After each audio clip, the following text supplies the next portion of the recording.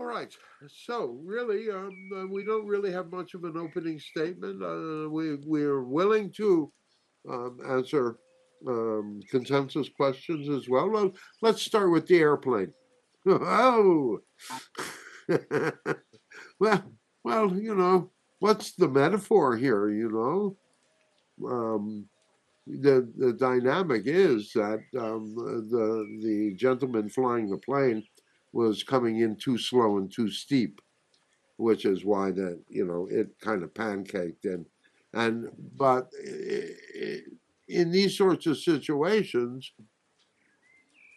in the past, how many times would there have been a situation where the plane hit the ground in that sort of way and exploded, and all 80 people aboard were turned into crispy critters?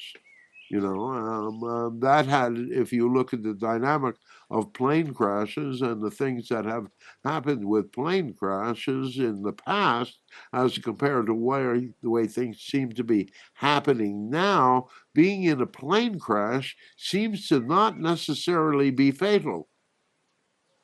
It doesn't have to be fatal, which is what is the representation of the dynamic and that is that there is miracles afoot, that there is yes, there is a dynamic.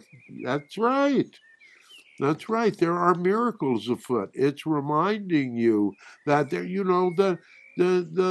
this whole thing with the election and all of that. This is all a reflection of the dynamics of energy.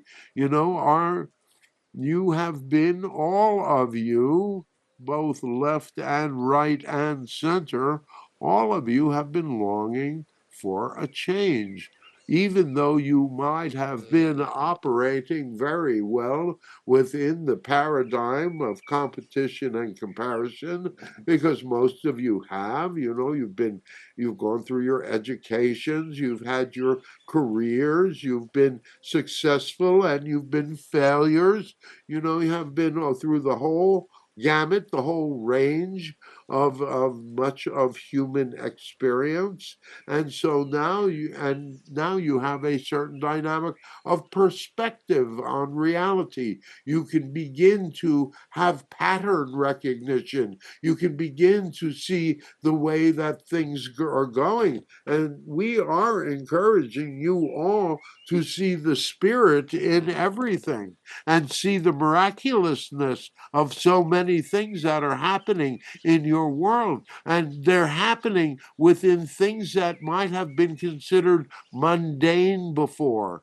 So here you have a situation where a plane comes down and it is a miraculous dynamic that everyone, literally everyone, walked away from it, and no one is permanently harmed. And even, the mother will say, well, I did drop my baby on his head um, during that dynamic, which just basically, there's a whole dynamic that says maybe you shouldn't be holding your infant, maybe you shouldn't be holding your toddler on your lap while you're flying. That maybe, in fact, that child should be in a child seat or something along those lines. And so, but the dynamic of the energy is that there is, where do you go with this dynamic? Do you go to fear, or do you go to awe? Oh, I went to awe. Well, it is awe. And how many things have been somewhat awesome lately? A number of them. Yes, well, name them.